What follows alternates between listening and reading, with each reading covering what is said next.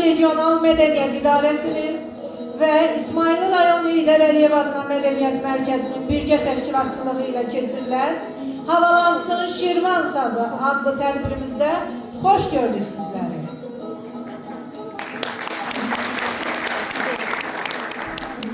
Tədbirimizə başlamadan öncə torpaqlarımızın azadlığı uğrunda canından, qanından keçmiş şəhidlərimizin xatirəsini bir dəqiqəlik sükutla yad edək.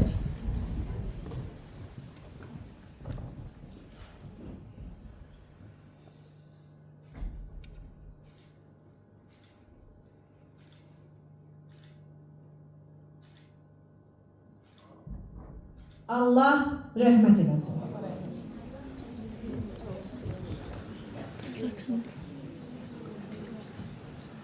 Bugünkü tədbirimizdə Şirvan sazının səsinə, sorağına gələn qonaqlarımızın sırasında Dağlıq Şirvan Regional Mədəniyyət İdarəsinin rəhbəri Şəhriyar Soltan, İsmailli rayon İcra Hakimiyyətinin nümayəndəsi Nəsimi Teymurov, Yeni Azərbaycan Partiyasının İsmailli rayon təşkilatının sədri Zaur Muradov və daha bir fəxri qonağımız Filologiya elmlər doktoru, dosent, professor Atəş Əhmədli və digər təşkilatı rəhbərləri də vardır ki, hər birinizi bu ozan ocağında xoş gördük.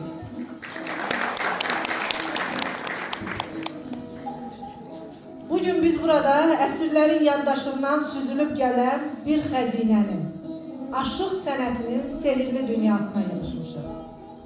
Məlumdur ki, aşıq sənəti ən qədim milli musiqi sənətimizdir. Aşıq sənəti təkcə bir musiqi deyil, o sözün paçlığı, sazın ahəngi, könlü pıçıltısıdır. Aşıqlarımız el-obanın nəfəsi, yaddaşın qoruyucusu, sazın dili ilə danışan hikmət məktəbidir.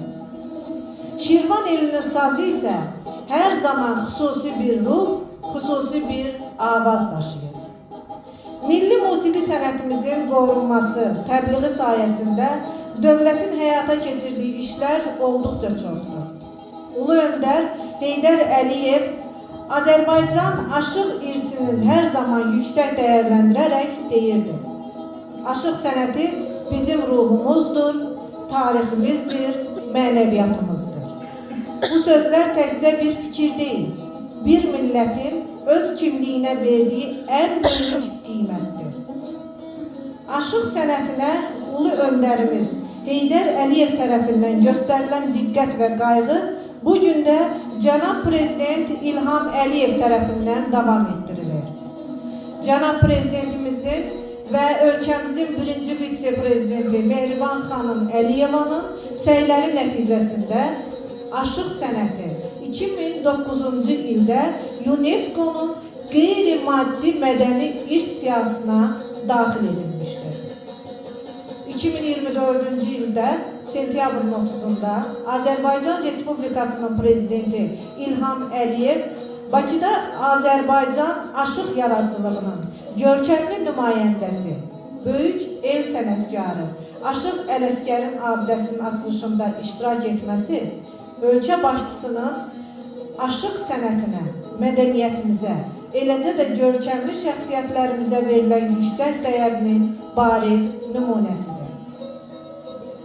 Hörmətli tədbir iştirakçıları, bugünkü aşıq məclisimizə daha bir fəxri qonağımız da vardır ki, Azərbaycan Milli Elmlər Akademiyasının Mifologiya şöbəsinin müdürü, Filologiya elmlər doktoru, professor Rızasoy təşrif buyurmuşdur. Aşıq sənətinin sehrindən danışmaq üçün sözü ilk olaraq Seyfəddin müəllimə verəcəyik. Buyurun Seyfəddin müəllim.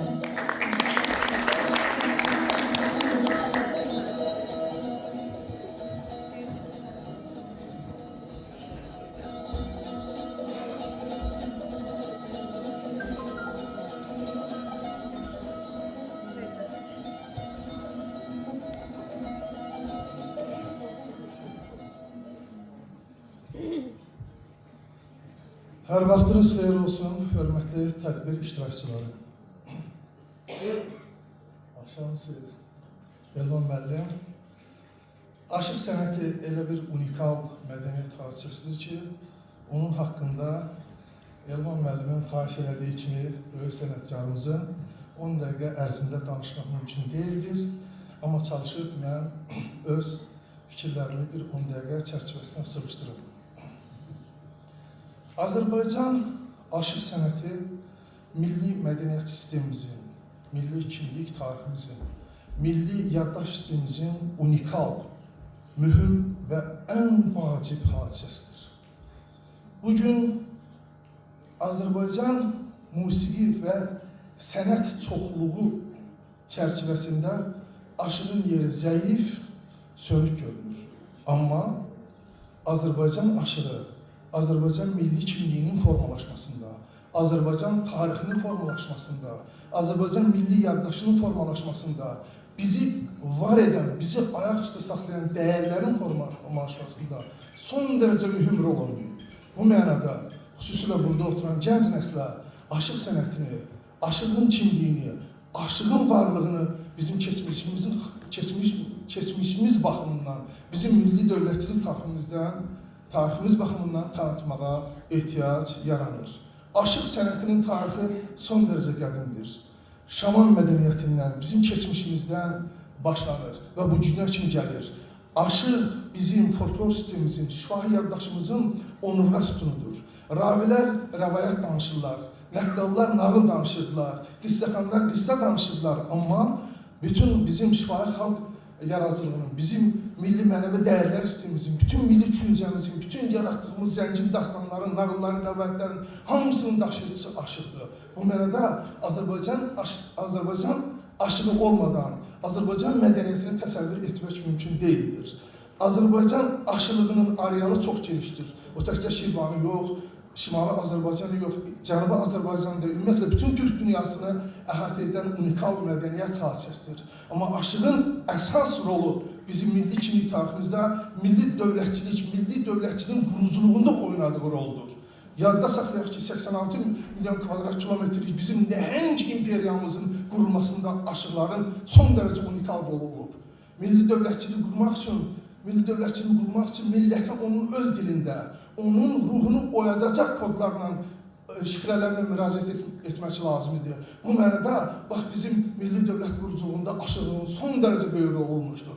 Bu günləri aşıqlarımız öz şeirlərində şəriətdən, təriqətdən, mərifətdən, həqiqətdən danışırlar. Hətta onlardan soruşsun, o mərifət nədir, həqiqət nədir, təriqət nədir, heç bir bilməyəcək. Ancaq o bizim nəhəng təsəvvür tariximizdən bizə gəlib çatmışdır. Aşıqlar indiki kimi məclislərdə olmayıblar. Aşıqlar keçmişdə indiki kimi toylar və məclislər aparmayıblar. Aşıqlar ocaqlarda olublar, təkkələrdə olublar, zaviyələrdə olublar. İnsanla, cəmiyyətlə, Allah arasında, yaradıcı arasındakı o münasibətlərin, o ilahi kommunikasiyanı həyata keçirən sənətkarlar olurlar. Onlar sonradan məclislərə gediblər. Aşıqlar bizi əsrlər boyunca bizi ayaqda saxlayıblar, bizim milli kimlik dəyərlərimizi, milli yaddaş dəyərlərimizi itməyə qoymayıblar. Bu mənada Azərbaycan aşıq sənəti coğrafiyası baxımından, etnokultur özəllikləri baxımından son dərəcə nəhəngdir, son dərəcə genişdir. Bu nəhəngliyin içərisində, bu okeanın içərisində Şirvan aşıq sənətinin xüsusi yeri vardır. Şirvan aşıq sənəti, buradan mən İsmaildə olduğuma görə demirəm, bütün məsuliyyətimlə deyirəm ki, Şirvan aşıq sənəti ümumən Cənubi Şimallı aşıq sənəti coğrafiyasında son dərəcə unikal hadisədir. Məsələn, Göyçə aşıq sənətinin əgərləri, sənət kodlarına diqqət yetirsək, biz görürük ki, Göyçə aşıq sənəti bir tərəflidir, yalnız aşıqdır, sazdır. Yaxud digər aşıq müziklərdə bu cürdür. Amma Şirvan aşıq sənətinin unikallığı, Şirvan aşıq sənətinin qeyri-adi ondadır ki, o Azərbaycan mədəniyyətinin bütün laylarını özündə birləşdirə bildi. Muğamı da, musiqide, ritmide, şeirdə, klasik poeziyanda, klasik ədəbiyyatda, dövlətçilik tarixində aşıq sənəti özünə konsentrasiya edərək əslində sözün həqiqi mənasında, bütün məsuliyyətimlə, bütün cəsarətimlə deyirəm ki, Azərbaycan aşıq sənətinin fövqünə qalxa bildi. Bugün Şirvan aşıq sənəti zirvədə deyil, bunu gərək biz etiraf edək. Ona görə də bugün Şirvan aşıq sənətini yaşadanlar, Aşıq Elvan kimi yaşadanlar və digərlər hamısı, bunları mən aziz sənətkarlar hesab etmirəm. Bunları mən eyni zamanda fədailər hesab edirəm. Çünki bunlar bizim milli yaddaşımızı yaşadırlar, milli kimliyimizi yaşadırlar, qədimdən gələn bizim varlığımızı, bizim ayaqsa saxlayan, minillərin içərisindən keçirilən, əsrlərin içərisindən keçirilən, millət olaraq ölməyə qoymayan, dil kimliyi baxımından ölməyə qoymayan, yaddaş kimliyi baxımından ölməyə qoymayan, dövlətçilik düşüncəsi baxımından ölməyə qoymayan kodları, bax bu Aşıq Elvan Tanrıstanlı kimi sənətkarlarımız öz yaddaşında yaşadılar və bu günə gətirib çıxardılar. Bu gün biz aşıqlara sadəcə baxırıq, onlar bir yarım saatlığına, 10 dəqiqəliyə, 15 dəqiqəliyə məclislərə gəlirlər, çalırlar, oxuyurlar, bir 5 manat da alıb aparırlar, balalarına xərcləyirlər. Və buna görə də aşıqlara biz adi bir sənət kimi baxırıq. Yox, aşıqlara adi sənət kimi baxmaq lazım deyil. Çünki aşıqlar kimlər olurlar? Aşıqlar dövləti, xalqı, milləti öz sözünün ətrafında yığıb, konsentrasiya edib, akkumulyasiya edib, müəyyən ideyalar uğrunda yönəldə bilən insanlar olurlar. Bu mənada aşıqları adi insanlar hesab etmək olmaz, aşıq sənətində ölməyə qoymaq olmaz. Bu mənada bizim Azərbaycan aşıqlarını, Aşıq Ağamurad kimi, Aşıq Elvan kimi və digər aşıqlarımızın mən fəaliyyətini son dərəcə yüksək qiymətləndirirəm və belə hesab edirəm ki, aşıqlarımızı qorumaq lazımdır. Necə ki, muğam sənəti Azərbaycanın dövlətin qayğısı ilə nə qədər yüksək səviyyəyə çatdı və biz muğam örgünü fəth elədik, indinin də özündə bax, aşığa da bu cür yanaşmaq lazımdır, aşığı da bu cür qorumaq lazımdır. Çünki aşıq yaddaş hadisəsidir. Aşıq vaxtı ilə qan bağlayıb, aşıq vaxtı ilə küsülər bağışdırıb, aşıq vaxtı ilə ellər bir-birinə bağlayıb. Çünki niyə görə? Çünki aşıqlar haqq aşığı deyilən bir anlayış var. Burada savadlı adamlar var, təsəvvüfün, irfanın tarixini bilənlər var. Onlar bilirlər ki, haqq aşığı deyilən varlıq kimdir? Yəni haqq aşığı ilahidən vergi almış, ilahidən muta almış və möcəli, necə deyilər ki, vergili insanlardır. Bu mənada aşıqlara elitində bir axsaqqal kimi yanaşırlar. Amma indiki aşıqlarımız artıq bu funksiyasını yavaş-yavaş itirmək üzrədir. Amma biz milli kimliyimizi saxlamaq istəyirsə, milli varlığımızı saxlamaq istəyirsə, bu qloballaşan dünyada sürətlə mədəni dəyərlərin degradasiyaya uğradığı, yəni çoxaldığı dünyada özümüz bir Azərbaycanlı kimi saxlamaq istəyirsə, onda bunun yolu eyni zamanda aşıq sənətinin qorunmasından, aşıqlarımızın qorunmasından, aşıqlarımıza qayğı göstərilməsindən keçir.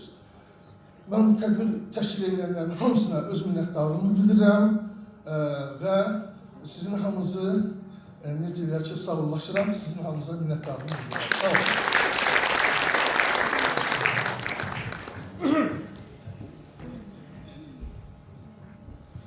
Çox sağ olun Seyfəddin müəllim, dəyərli fikirlərinizi bizimlə bölüşdürdüyünüz üçün. Aşıq eşqin adamıdır. Eşq isə təkcə sevda deyil.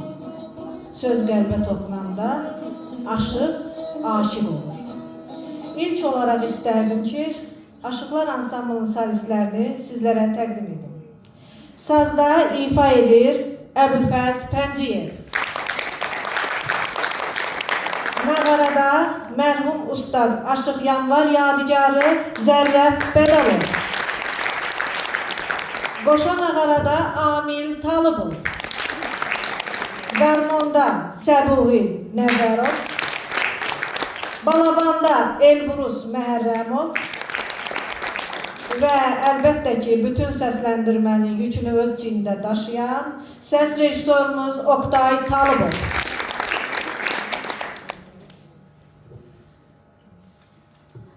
Şair qardaş, elə yaz ki, söhbətinə, sözünə, sənətkarın sözündəki dil bərəkallah desin. Xalq ucaldar sənətkarı, xalq üçün yanmaq gərək. Elə yan ki, atəşinə kül bərəkallah desin. İndi isə səhnəyə sazın sirrini, sözün hikmətini özündə yaşadan əməkdar mədəniyyət işçisi Aşıq Ağamurad Şirvanlı dəvət edir. Buyurun usta, meydan sizindir.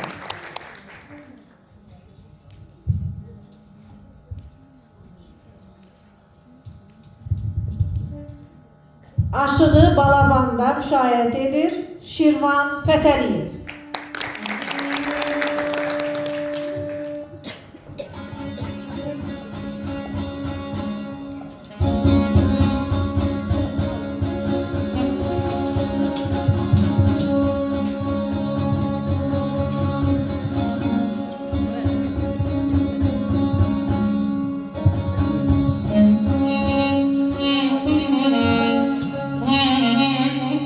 salam olsun evlərə, sevdalı könüllərə, İsmailli deyən dillərə, gəl qataq bal günləri. İsmaillidə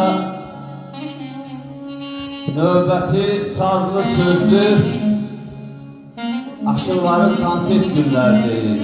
Mənim əzizlərim, çox hörmətli sənət xırdarları, söz sərrafları, mən ilk öncə bura tək yox, bizim Dağlıq Şirvan Regional Mədəniyyət İdarəsinin rəhbəri hörmətli Şəhriyar müəllimdən, regional idarənin baş məsləhətçisi, mədəniyyətimizin, incəsənətimizin fəxri olan, cəfakeşi olan, mədəniyyətimizin ağsaqqalı Rəfail Tağzadə, Aşağı Murad Şirvanlı, bizi konsert boyu müşayiət edən, Balavanda müşayiət edən, sənətkar ocağında dünyaya göz açan Şirvan Fətəliyev və Aşıqdar Qocayevlə bahəm gəlmişəm. Salamlayıram sizləri, salam əziz kəlmədir, salam təmiz kəlmədir, salam insan dilinə Allahdan, Peyğəmbərdən gəlmədir. Və aparıcımız xanım çox gözəl dedi, Allah rəhmət eləsin. O divanı Zəlibxan Yaqubun idi, deyirdi ki, şair qardaş, elə yaz ki söhbətinə, sözünə, sənətkarın sazındakı tel bərək Allah desin. Xalq ucallar sənətkarı, xalq üçün yanmaq gələk. Elə yan ki atəşinə, kül bərək Allah desin. Mən şairəm deyən kəsin ürəyi közdən gələk. Ağır olsun, inciməsin hər quru sözdən gələk. Qiymətini el içində salmasın gözdən gələk. Yeriyəndə arxasınca el bərək Allah desin. Dərya olsan havalanma, de damladan azam mən. Gəl özümdən dən vurma ki yayam, qışam, yazam mən. Tel olmamış söyləmə ki bir sədəqli sazam mən. Bu gedişə dodaq gülsün, dil bərək Allah desin. Bizim bərək Allah dediyimiz bugünkü Şirvan Aşıq mühitinin, Şirvan Aşıq məktəbinin şah cərgəsində duran İsmailli Mədəniyyət Mərkəzinin Aşıqlar Ansamblının rəhbəri, həmkarımız, dostumuz, sinəsində neçə dastanları qeyd edən, Azərbaycan televiziyasının Qızıl Fondunda onlarla dastanları əzbər edən, tarixləşdirən, bugünkü verilişin yaradıcısı, bugünkü ansamblın, yəni bu ərsəyə yetməsində misilsiz xidmətləri olan ustad sənətkarımız, dostumuz Aşıq Elman Talıstanlını salamlayıram. Bizim dəyərli folklorşünas alimlərimiz var. Ümumiyyətlə bu qədər işlərin başında duran dövlətimiz, dövlətçiliyimizdir. Ölkə rəhbərini salamlayırıq ki, bugün Şirvan sazı, Azərbaycan sazı Avropa səhnələrindən səsi gəlir. Beynəlxalq təşkilat olan UNESCO-nun qeyri-maddi mədəni irs siyasına aşıq sənətinin qəbul olunması bu bizim üçün fəxrdir. Eşq olsun sizlərə. Mən yəni burada ifaçılarımız çoxdur, sizə çox başarısı verməyəcəm. Sənət xırdarlarıdır, qızılın qiymətinə siz zərgərlər, sözün də qiymətin qanandan soruş, vətən həsrətini, el həsrətini qərib ülbət yerdə olandan soruş. Bəli, həmişə Allah böyük sürətlərə rəhmət eləsin. Bu səhnədə Aşıq Şamil Piriyevin, Aşıq Yanvarın nərəsi gəlir.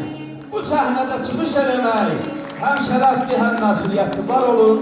Şirvan Aşıq Məktəbinin ənənəsi üzrə bizim ustadlar qərb bölgəsindən fərqli olaraq məclisləri həmişə peşrovlarla açıblar.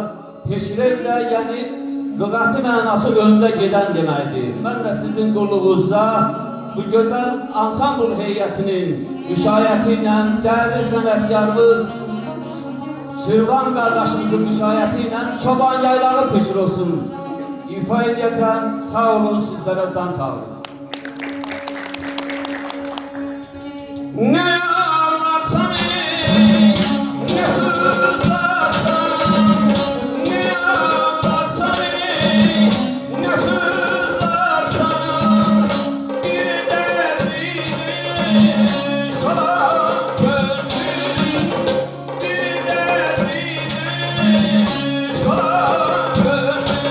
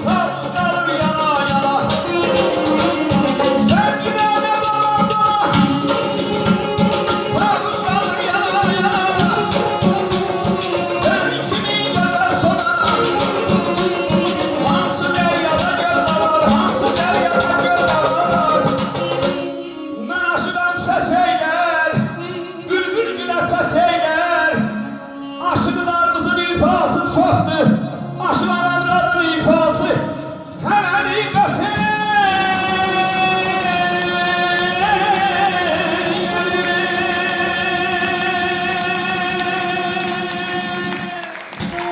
Sağ olun, sağ olun.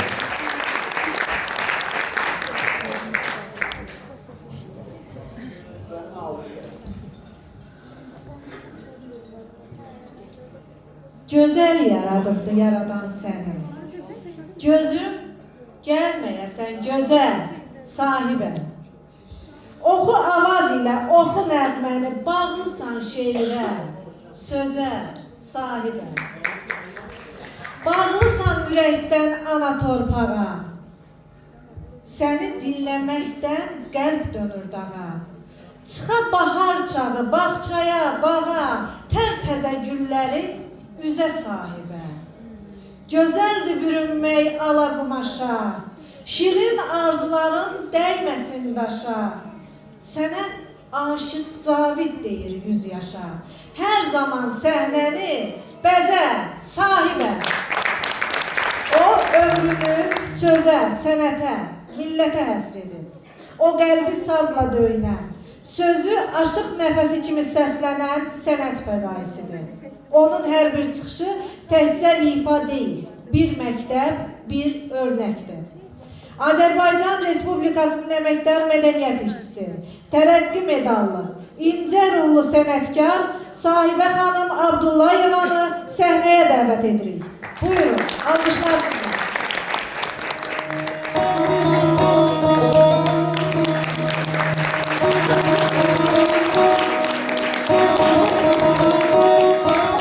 Dağlarda dağ ətri var, bağlarda bağ ətri var.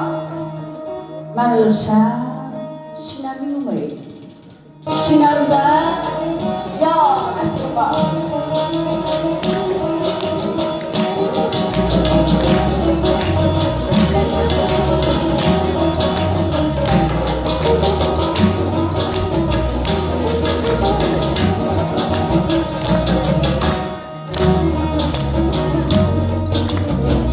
Səhər, səhər, səhər,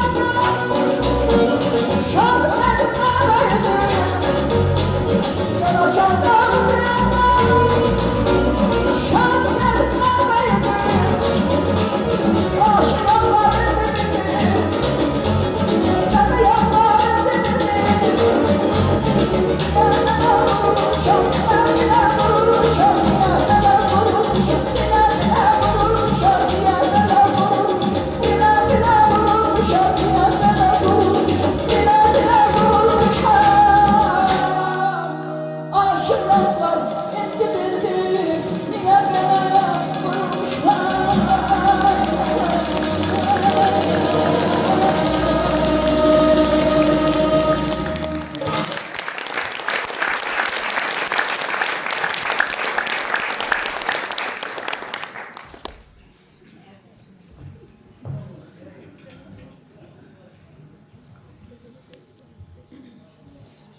Erigidler can koydular yolunda. Yenilmez ordumuz sağı solunda. Adın ezber Şahniyarın dilinde. Adının başına dönüm dolanım. Ana, elim günüm Azərbaycanım. Sənətiyle Aşıq Məktəbinin layiqli davamçısı olan Azərbaycan Aşıqlar Birliyinin İdarə Heyətinin şöbə müdürü, ustad sənətkar Aşıq Şahniyar Əliyevi səhnəyə dəvət edirik.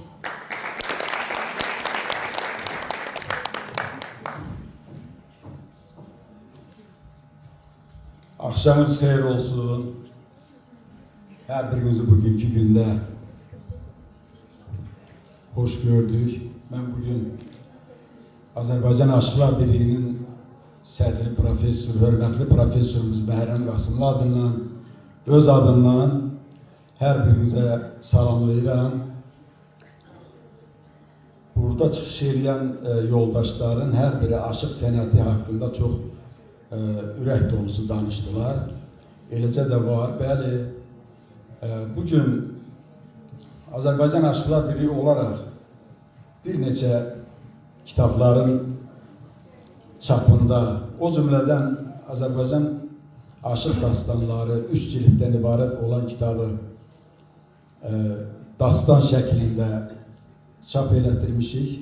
O cümlədən Aşıq Elman Talistanlını və digər Şirvan aşıqlarının orada çıxışları yer alıb. Eyni zamanda bugünkü gündə çox can atırıq ki, biz yeni nəsilləri, cavan nəsilləri aşıq sənətinə dəvət edək və bizim aşıq sənəti kölgədə qalmasın. Çox vaxtınızı almaq istəmirəm. Bir daha musiqimizdə söz verək. Bugünkü gündə bax bu tədbiri təşkil edənlərin hər birinə mən minnətdaram. Aşıqlar Birliyi adından sağ ol deyirəm. Çox sağ olsunlar ki, bax belə bir həmişə layiqli bax belə bir tədbirlərin görməsini mən arzulayıram. Sağ olun.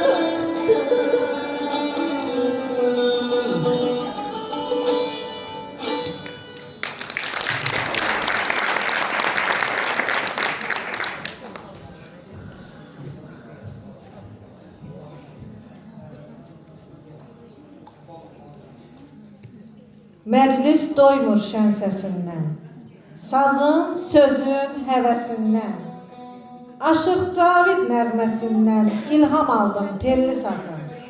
İndi isə sazın sədası ilə könüllərimizi alovlandıran o əsl sənətkar, çox sevilən Ustad Aşıq Cavid Əmraslanovu səhnəmizə dəvət edirik.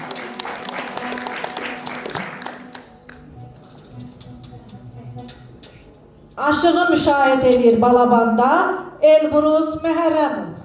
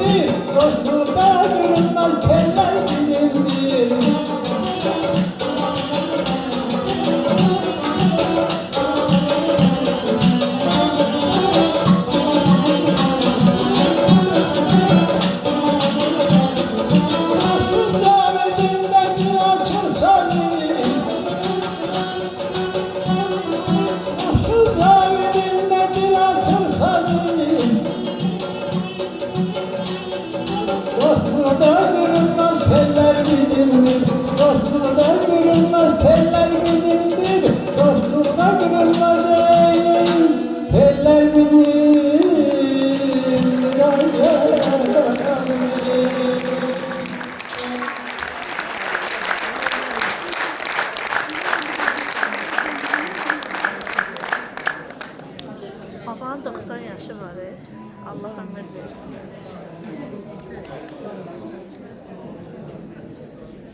Səsi bir saz havası kimi. Bəzən çılğın, bəzən kövrək. Bəzən də insanın ruhunu ovudan bir pıçıltı. Aşıq olmayın, amma aşıq havasının dilini bilir. Onunla danışır, onunla oxuyur.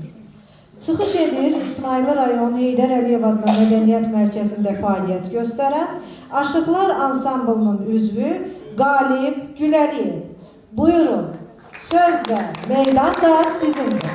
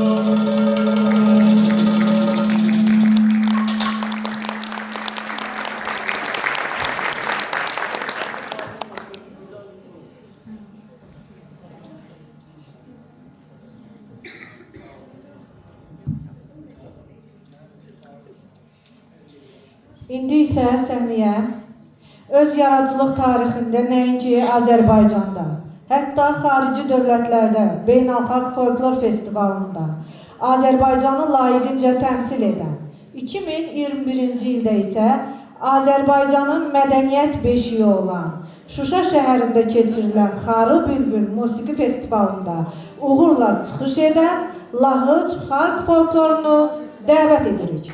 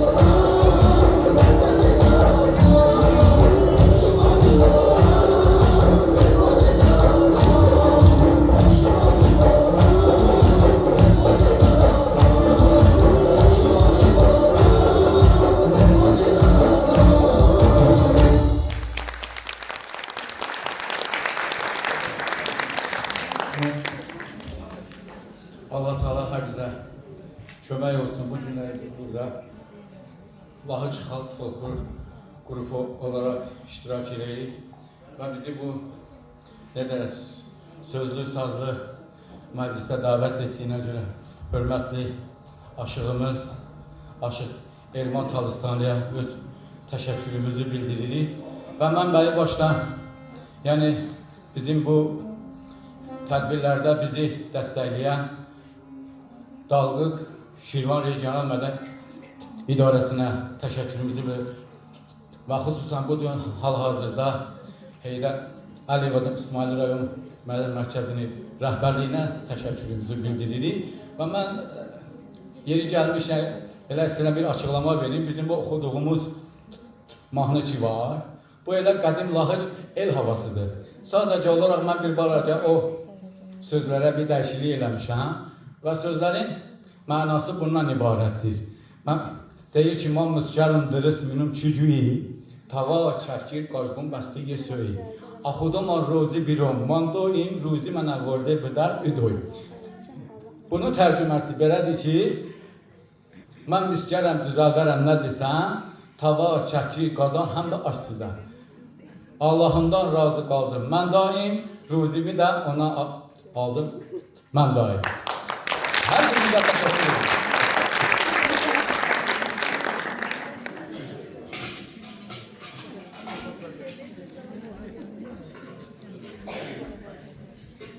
Üşütməyir səni boran, qar, ayaz. Gəlişinlə gözəlləşir fəsli yaz. Ətrin cənnət, boynun bükük, ömrün az. Mən aşığam, məhəbbətim bu işə. Ay bəxtikəm, ömrü gödək bənövşə. Xalq aşıq sənətinin sədaqətli davamçısı Aşıq Nuran İbrahimovun ifasında sazın ürəyinizə səslənişini dinləməyə hazır olun. Buyurun, ustad, meydan sizindir.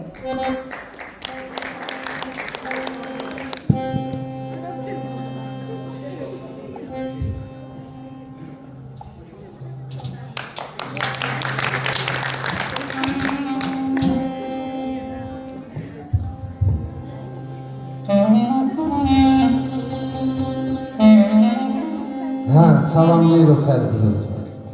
Hər birinizə Allahın ən gözəl neyməti olan can sağlığı arzu edirəm. Çünki şair yazır ki, yaxşı adamların olaram qolu, yolunda kəsməyə qurban istərəm. Ne edirəm dövləti qızılı pulu, xudadan təhvizə sazan istərəm. Hər birinizə gözəl günlər, can sağlığı arzu edirəm.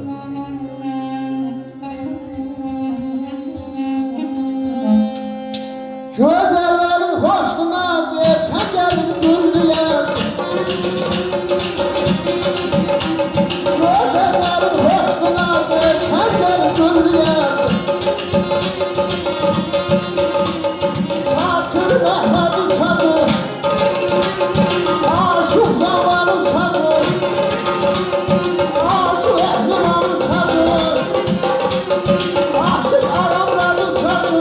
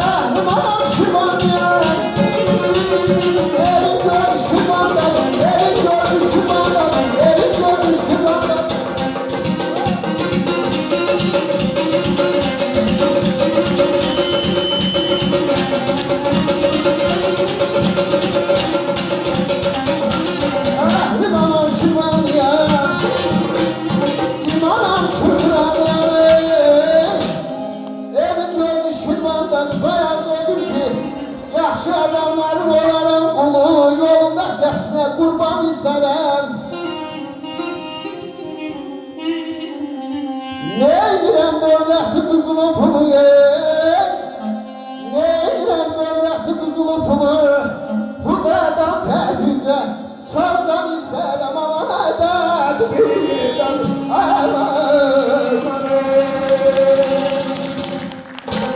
Çok sağ ol.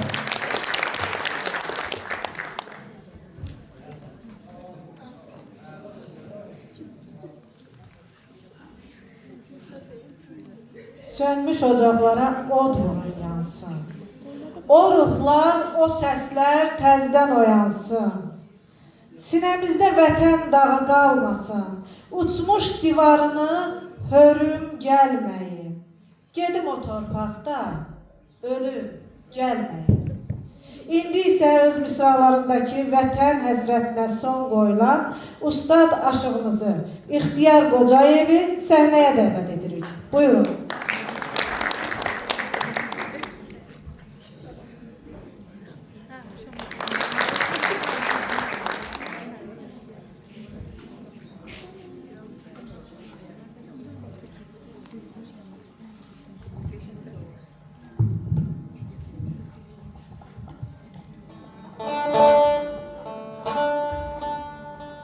Axşamınız xeyir olsun, əziz İsmaillılar, çox hörmətli qonaqlar, çox hörmətli Şəhriyan müəllim, Rəfan müəllim. Bugün həqiqətən də İsmaillıda əsl bayram ab-havasıdır. Mən indi sizə gözəl bir klasik ruhani saz havası təqdim edəcəm.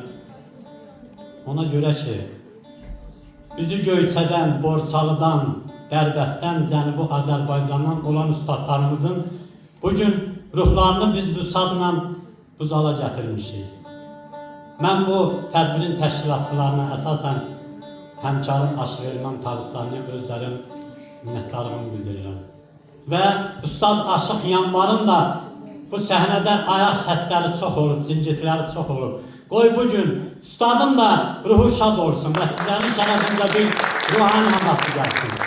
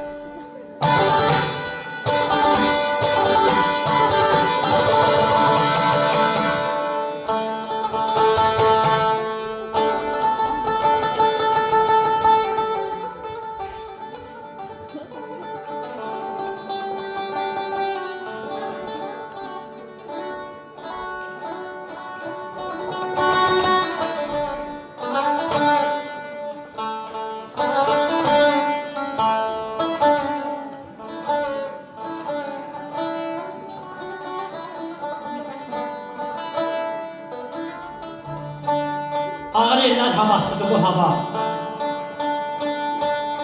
Döyüş vaxtı davasıdır bu hava. Yaylaqların havasıdır bu hava. Harayımı bu dağlara sal görün. Aşk derdin alın. Bir ruhani çal görün.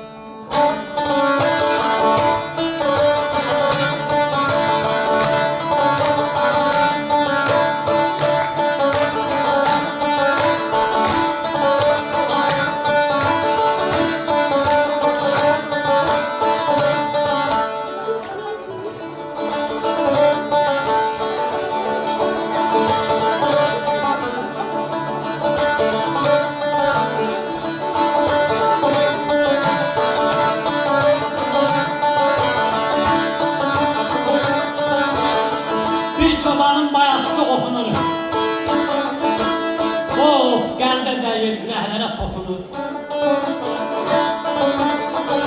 Gül çiçəkdən xalları toxunur, elə bir ki, süzüləcək bal görüm. Aşk dərdin alın, bir hanı çal görüm.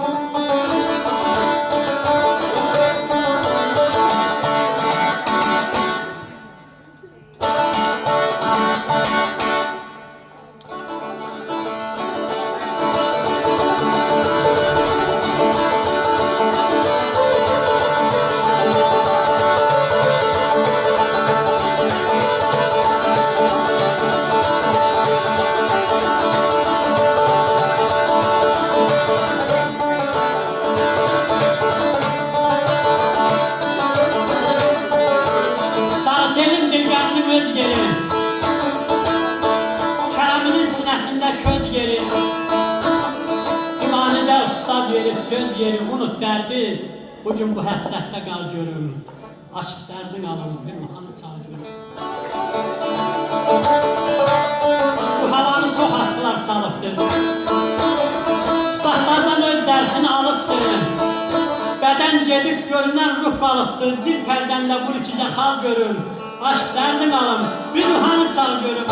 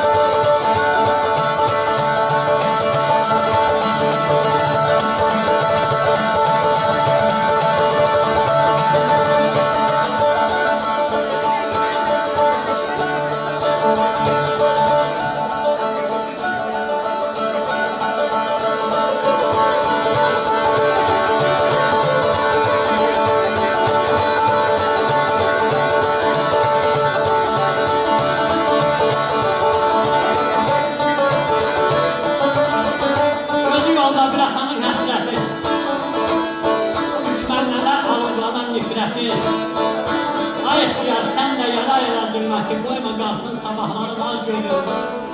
Derdin alın gülhanı çalın.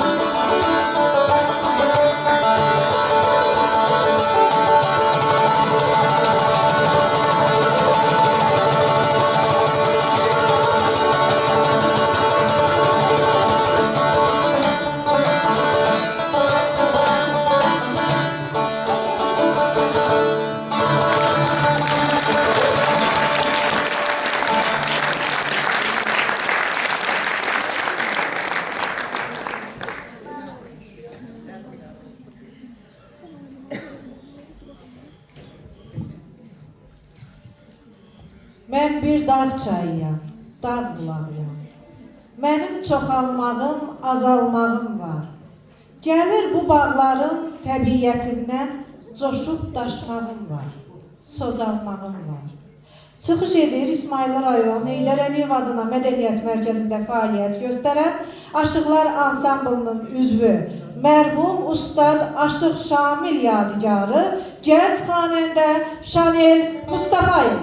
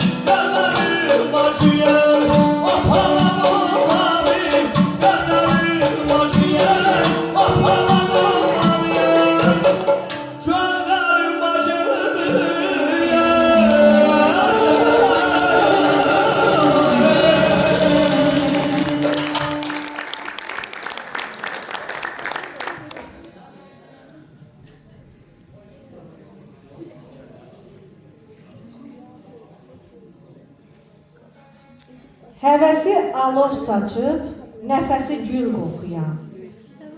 Bülbüldür yoxsa insan, belə qaynar oxuyan. Bu nə gözəl nəğmədir, bu nə şirin avazdır. Oxumaq istəyirik, hayır, vaxtımız azdır. Nə qədər vaxtımız az olsa da səhnəmizə ustadı Aşıq Yanvar məktəbinin çırağını bu gündə yandıran bir sənət fədaisi. El sənətini uca tutan, sazın səsinə könül verən, Aşıq sənətinin qüruru, İsmayılı rayon Aşıqlar ansamblının rəhbəri Aşıq Elman Talstanlı bu meydanda söz deməyə gəlir.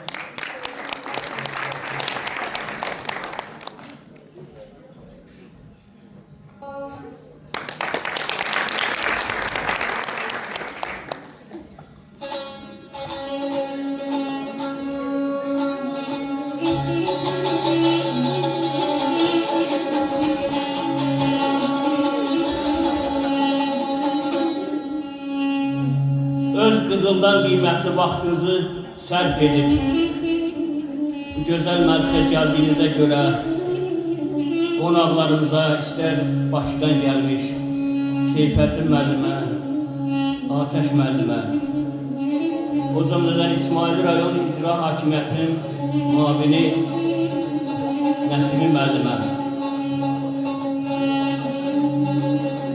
bizim gözəl Şəhriyar müəllimə çox dərin təşəkkürümü bildirirəm. Var olun, nə yaxşı ki varsınız, aşıq elsiz olmasın, sanat elsiz olmasın.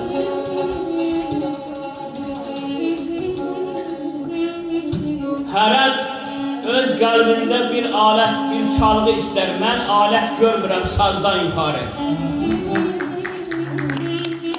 Fəsillər içində inanmıram ki, bir fəsil dayansın yazdan yuxarı. Qumu yoğursan da buna qatılmaz. Aparsan Məkkiyə sınan yapılmaz. Sevənlər gözündə zirvə tapılmaz. İşvədən yuxarı, nazdan yuxarı. Sevənlər bilir da. İşvə naz ən gözəl bir zərbədir. Qaragöz ceyranı çöldür tanıdan. Yaşılbaş sonanı göldür tanıdan. Ağamurad müəllim, nə olar insanı eldə tanıdan? Çörəkdən yuxarı, düzdən yuxarı. Kərəməm, haqq yola gəlin insanlar. Ürəkdən sevinib gülün insanlar. Küllü kainatdan bilin insanlar. Bir Allah dayanır sözdən yuxarı. Bir Allah dayanır sözdən yuxarı. Bugün söz saz məclisiydi. Aşıq sənəti Azərbaycan xalqının mədəni həyatında görkəmli yer tutan bir sənətdir. Nəzim ənənəvi həyatı qüvvəyə malik olan bu sənət indiki zamanda da estetik tərbiyə vasitəsidir. Təsavvür deyil ki, aşıqlara şifahi xalq ədəbiyyatının təbliğatçıları deyilər. Çinələrdən aşıqlar uzun illərdən bəri xalq dastanlarını, xalq mahnılarını yaratmış, yaşatmış, indi də yaşadırlar. Öz xalqına qaynayıb qarışan aşıq həmin xalqın ağsaqqalına çevrilir. Onun dediği müdrik sözler indi üçün düzgün gösteren bir güzgü, gələcək üçün isə tarif olur. Bax, aşıq sənəti budur. Seyfəddin müəllim dedi, bayaq aşıq dastan danışar, aşıq nağıl danışar, aşıq rəvayət danışar. Mən də yaxın zamanlardan bir balaca əhvalat söhbət eləmək istəyirəm, vaxtınızı çox almayacaq. Yevlaxda bizim bir hərbiçi şair dostumuz var. Azərbaycan Yazıçılar İttifaqının üzvü, Vətən müharibəsində iştirak edən Natiq Əlisoy. Natiq Əlisoy ilə bizim bu Sahibə xanımın çox yaxın, şirin, ailəvi bir dostluğu var. Bir gün Sahibə xanım Natiq Əlisoy İsmailiyə dəvət edir. Sahibə xanımdan mən uzaq səfərlərdə həmişə olanda o Azərbaycanı, İsmailini lahıcı tərifləyərdi. Natiq müəllim Sahibə xanımın qonağı olur. Sahibə xanım götürüb İsmailini gəzdirəndən sonra götürüb aparır Dadaş müəllim lahıca. Lazım gözəlliyi, qədrliyi, Natiq Əlisoyun o qədər xoşuna gəlir ki, geri qayıdandan sonra götürüb Sahibə xanıma belə bir rəlifdə şeir yazır. Biz deyə incə sazla, incə sözlə. Nə yaxşı ki, qismət oldu, yana bildim dağlarını, İsmail'in dağlarını, İsmail'in dağlarını, yana bildim dağlarını, yana bildim dağlarını, yana bildim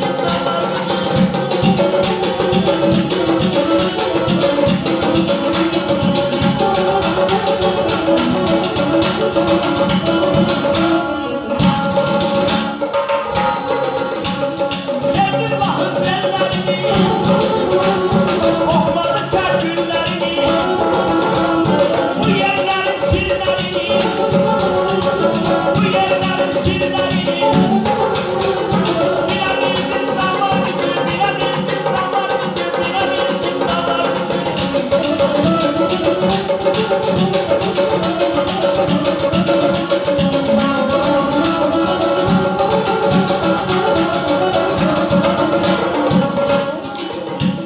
Kulağları geberdiler, mail oldum dava düzen.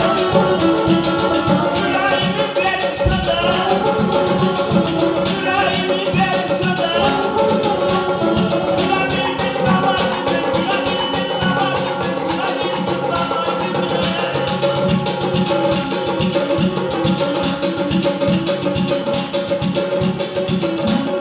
Görevini yollara, ey soyun geldim yine. Görevini yollara, ey soyun geldim yine. Yüreğimin damarıyla, sevincimin damarıyla.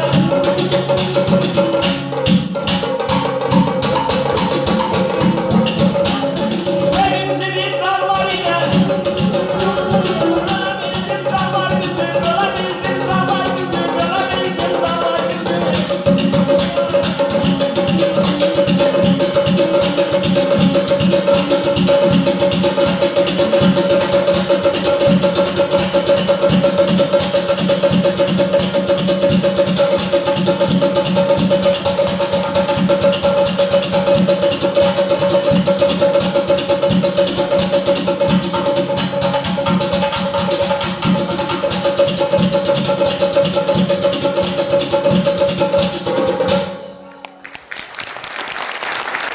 Sağ olun, çok sağ olun. Mənim ürəyim İsmaili mədəniyyətindən döyünür. İsmaili mədəniyyətində də bir aşıqlar ansamblı yaratmışıq. Buyursunlar İsmaili aşıqlar ansamblı buyuraq.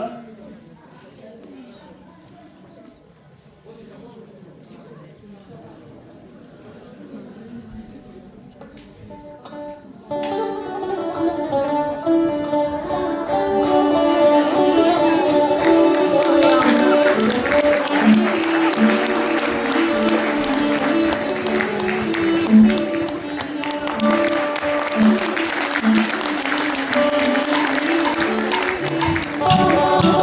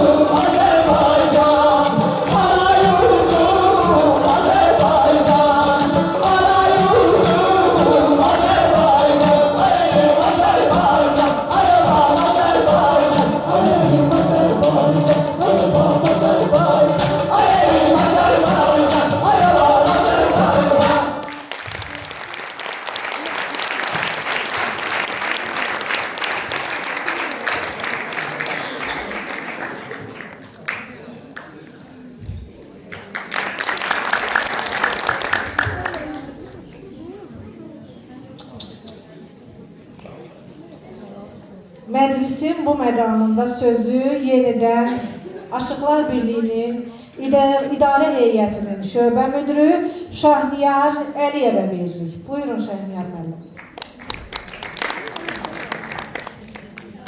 Bir daha akşamınız xeyir olsun.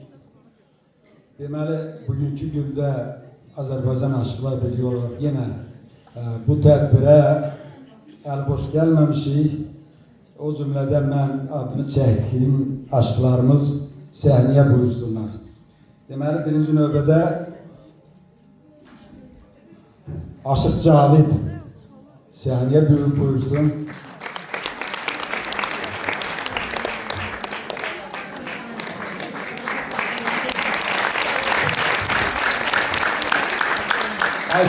Azərbaycan Aşıqlar Birliyinin fəxri diplomu ilə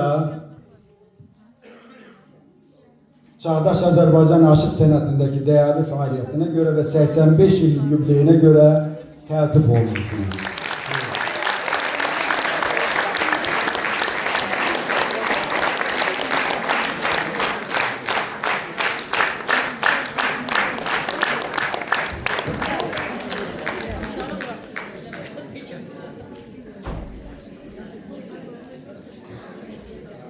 Növbəti fəxri diplom Sahibə xanımındır. Buyursun Sahibə xanım.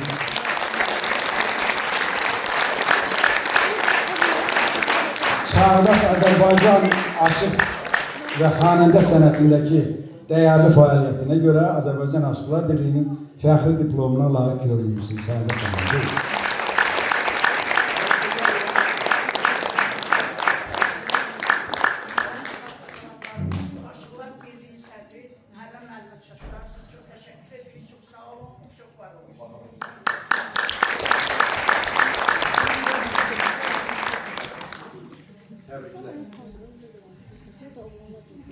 Növbəti diplomumuz Elman Talistanlı buyursun.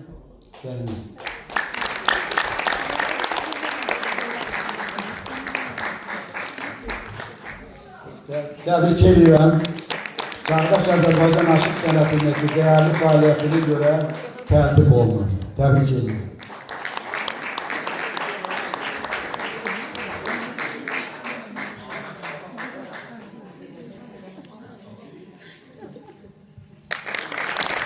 Çok sağ olun, her birinize minnettarım. Bir daha akşamınız xeyrə olsun.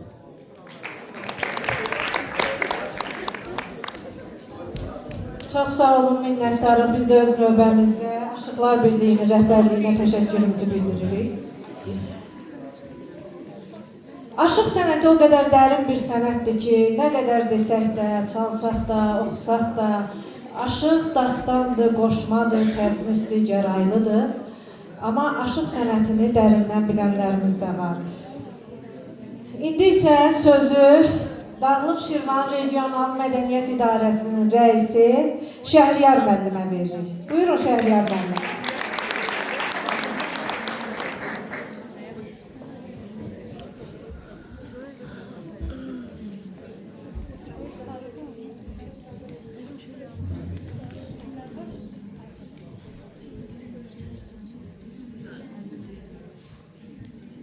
Hörmətli Nəsim müəllim, hörmətli tədbir iştirakçıları, hamınızı xoş gördük. Bugün sizinlə bərabər tədbirdə iştirak etmək çox xoşdur. Dağlıq Şirvan Regional Mədəniyyət İdarəsi kollektiv adından hər birimizə bu tədbirdə iştirakınıza görə təşəkkürümü bildirirəm. İsmayıllı rayonu Azərbaycan elminə, Azərbaycan mədəniyyətinə böyük şəxsiyyətlər, böyük insanlar bəxş eləmiş bir torpaqdır. Bugün ölkə rəhbərliyinin diqqət və qayğısı, rayon rəhbəri, hörmətli icra başçımız Nahid müəllimin rəhbərliyi ilə rayonumuz günü-gündən inkişaf edir.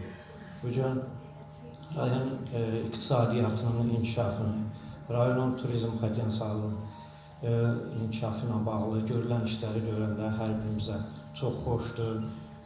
Dünyanın aparıcı televiziya kanallarında İsmayıllı rayonunun təbliğ olunması, onun barədə video çəklərin getməsi hər birimizdə iftixar hissi, qürur yaradır. Biz Nahid müəllimə bu gördüyü gözəl işlərdə, davamlı işlərdə uğurlar arzulayırıq. Hər birimizə təşəkkür edirəm. Bu gün rayon icra hakimiyyətinə, o cümlədən Nəsir müəllimə, Yeni Azərbaycan Partiyasının İsmail rayon təşkilatının rəhbərliyinə, regional Dağlıq Şirvan Regional Gənclər və İdman İdarəsinin rəhbərliyinə, rayonun təhsil sektoruna bu tədbirin təşkil olunmasına bizə göstərdikləri köməyə görə təşəkkürümü və minnətdarlığımı bildirirəm. Əlbəttə, ən böyük əziyyət bugünkü tədbirdə İsmail rayon Heydər Əliyev adına Mədəniyyət Mərkəzinin üzərinə düşüb. Mən Teymur müəllimə, Sahibə xanıma, Aşıq Elmana dərin təşəkkürümü, minnətdarlığımı bildirirəm. Çox sağ olsunlar, böyük əziyyət çəkdilər. Bugün bu tədbirdə hamımız zövq alır. Mən bugün burada Elmlər Akademiyasının, Aşıqlar Birliyinin, o cümlədən Elmlər Akademiyasının, Folklor Institutunun nümayəndələri iştirak edir. Bizim dəyərli alimlərimiz iştirak edir. Onlara təşəkkürümü bildirirəm ki, çox sağ olsunlar, əziyyət çəkdilər. Bizim bu tədbirimizdə iştirak edir. Hər birinizə dərin təşəkkürümü, minnətdarlığımı bildirirəm. Çox sağ olun.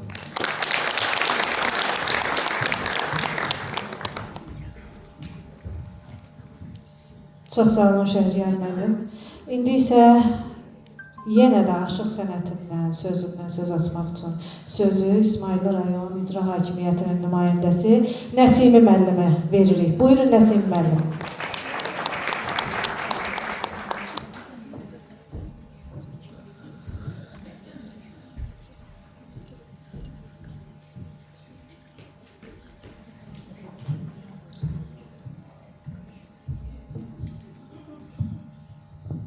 Hörmətli tədbir iştirakçıları, hörmətli qonaqlarımız, ilk öncə hər birinizi salamlayıram. Digər qıraqdan gələn, Elmlər Akademiyasından gələn nümayəndələrimizi, digər rayonlarımızdan gələn nümayəndələrimizi, rayon icra hakimiyyətinin başçısı cənab Nahid müəllim adından salamlayıram və rayonumuza xoş gəlmisiniz deyirəm. Şəhriyar müəllim çox gözəl sözlər ifadə elədi. Aşıq sənəti haqqında çox geniş danışmaq olar. Bunun tarixi keçmişi 13-14-cü əsrlərə gedib çıxır. Mən aşıq sənətini bir musiqi mədəniyyəti kimi baxdıqda, həmçinin onu bir siyasi mədəniyyət kimi baxıram. Tarix boyu aşıqlar dövlətin apardığı uğurlu siyasətini öz ifadələrlə, sözlərlə ifa ediblər. Bu da bu aşıq sənətinin böyük bir qüvvə olduğunu göstərən bir peşədir. Həmçinin Ulu Öndərin bizim aşıq sənəti olan milli mənəvi dəyərimiz sayılan aşıq sənətdə verilən qiyməti hər biriniz şahidi olmuşsunuz. Və 2021-ci ildə cənab Prezident İlham Əliyev tərəfindən Aşıq Ələsgərin 200 illik yubileyinin keçirilməsi bütün rayonda, idarə müəssisə təşkilatlarda, bütün mədəniyyət ocaqlarında silsilə tədbirlər keçirildi. Və 2023-cü ildə 30 sentyabr tarixində Aşıq Ələsgərin Bakı şəhərinin mərkəzində mərkəzi parkların birində abidəsi ucaldıldı. Bu da dövlətimizin, dövlət rəhbərliyinin aşıq sənətinə qoyulan bir qiyməti idi. Buna hər biriniz şahidi olmuşsunuz. Mən fürsətdən istifadə edib bu tədbirin keçirilməsində əməyi olan və bu tədbiri İsmail rayonuna, sağlığına görə ilk öncə Dağlıq Şirvan Regional Mədəniyyət İdarəsinə, Şəhriyar müəllim başda siz olmaqla kollektivinizə, həmçinin tədbirin ərsəyə gəlməsində Elman aşığımıza, Aşıq Elmana, digər aşıqlarımıza, Sahibə xanım sizlərə, hər birinizə təşəkkür minnətdarlığımı bildirəm və bu tədbirlərin keçirilməsi gənc nəslinin bu ruhda yetişməsi, milli mənəvi dəyərlərimizə daha da çox qiymət verməsi üçün bir töhfədir. Və aşıqlarımızdan xahişim odur ki, bundan sonra öz xələflərini, davamçılarını yetişdirsinlər. Bu sənət hər bir zaman yaşamalıdır.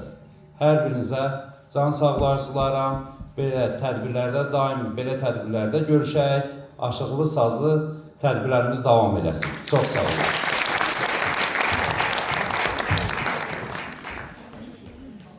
Çox sağ olun Nəsim müəllim. İndi isə mən bayaqdan aşıq sənətinin, ozan sənətinin sizlərə çatdırmaq çabasında göstərən bütün iştirakçılarımızı, bütün aşıqlarımızı, xanəndələrimizi səhnəyə dəvət edirəm. Təbii ki, alqışlarınızla.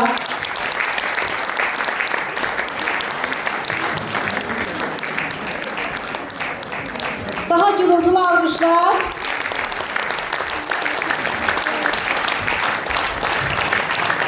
Bəli, hörmətli tədbir iştirakçıları, bununla da Havalansın Şirvan Sazı adlı tədbirimiz sona çatdı. Qoy həmişə havalansın Şirvan Sazı, sönməsin ocağı, kəsilməsin sözünün sorağı. Tədbirdə əməyi keçən hər bir kəsə, İsmail rayon Heydər Əliyev adına Mədəniyyət Mərkəzinin əməkdaşlarına, tərtibatı işlərdə yaxından iştirak etdiyinə görə Sulud Kənd Mədəniyyət Evinə və gələn qonaqlarımıza, hər birinizə sonsuz təşəkkür edirik. Və çoxlu tədbirdə zəhmət çəkən Teymur Əziz, bir ürəkdən alqışlayan zəhmət çək olamızı.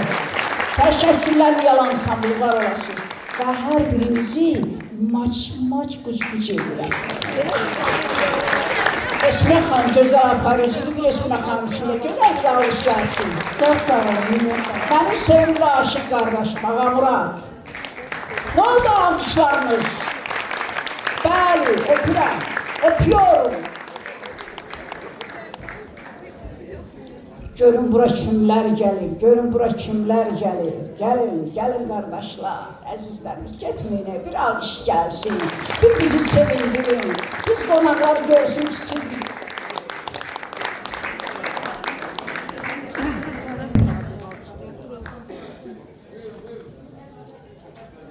mümkün deyil, o mümkün deyil.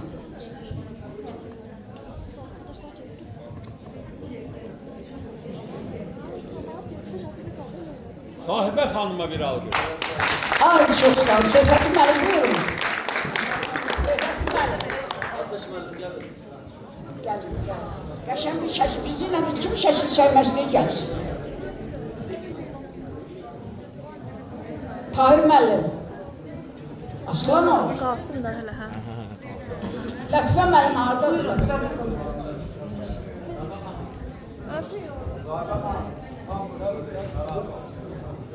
Can, sizi yandıracağım.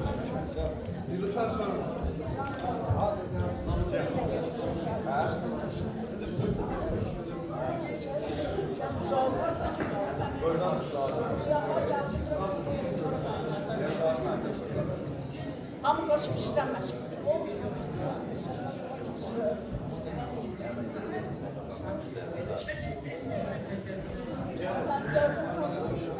Qəşəng şəkillər çəkilməz üçün. Şah xanım gəl. Şah xanım gəl. Mən gətirəm. Ne? O ben. Mikrofonları götürsə.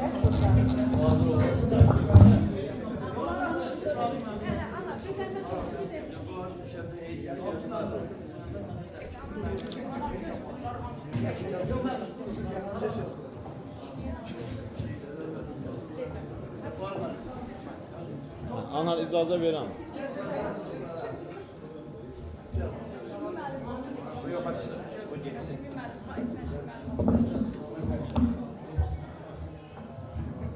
Baxalım bir dənə necə. Anar onu da götür zəhmət olmasa Anar.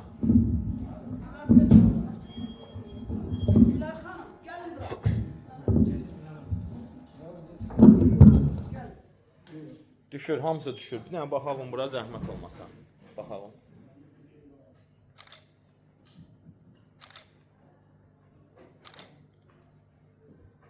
Təşəkkür edirəm. Gəlin tək-tək də çəkək.